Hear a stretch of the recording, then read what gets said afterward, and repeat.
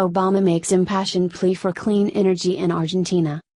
Former U.S. President Barack Obama made an impassioned plea on Friday for the world to embrace clean energy and overcome climate change at a gathering of experts in Argentina. Obama told an audience of government ministers, business leaders and young environmental activists they were part of a generation with the scientific means and imagination to begin to repair the planet. This is no longer speculation, this is no longer an issue that we can put off, this is firmly in the present. If we take advantage of this critical time, we have the chance to slow and even stop a trend that could be disastrous, said Obama, who signed the Paris Climate Agreement that President Donald Trump has controversially signaled his intention to abandon. We cannot condemn our children and their children to a future they cannot repair, said Obama.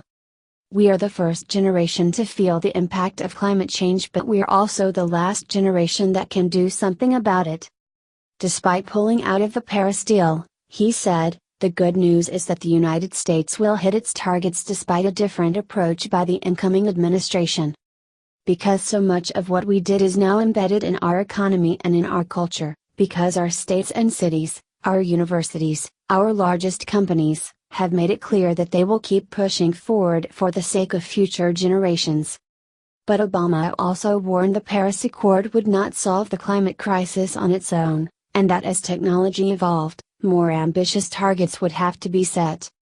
If we set bolder targets, then we will open the floodgates for businesses, scientists, engineers to reach the high-tech low-carbon investment and innovation that's needed on a scale we've never seen before.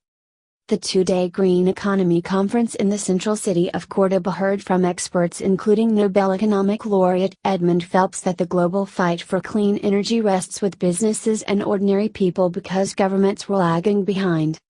Obama kept with the theme, saying young people in particular understand this is not just a job for politicians. We've got to educate our friends, our families, our colleagues, and describe what's at stake. And we need to speak up in town halls, and in churches. We need to push back against those who would try to spread misinformation, and deny science. Although the internet was providing more access to knowledge than ever before, he said, if you watch Fox News you probably don't believe climate change is such a problem. If we can look beyond the daily news cycle and think about the basics, the air that our children breathe, if that is our focus and we're willing to put that above any short-term interests, then it won't be too late.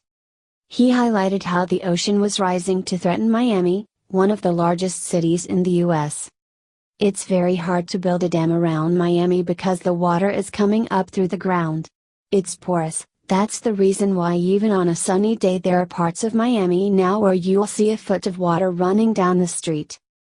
Business on board. Obama said business leaders had to be reminded that there was no contradiction between a clean environment and strong economic growth.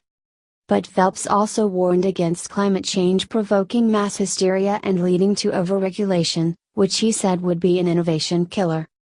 If an entrepreneur has to demonstrate to a whole bunch of government agencies that he is not going to cause any pollution, then we would lose the normal tendency of new companies and new ideas starting up, said Phelps, who was awarded the Nobel Prize in Economics in 2006. The United States is the world's second biggest producer of greenhouse gases after China, and its withdrawal was seen as a body blow to the landmark 2015 agreement, which commits signatories to efforts to reduce greenhouse gas emissions that cause global warming. 25 U.S. corporate giants including Apple, Google, and Facebook, Unilever and Levi Strauss had publicly urged the U.S. president to stick with the Paris Agreement, arguing that it offered a chance for the United States to take the lead in clean energy. Major American companies denounced his decision to pull out, including industrial and energy corporations, which have been working for years to reduce their carbon footprints,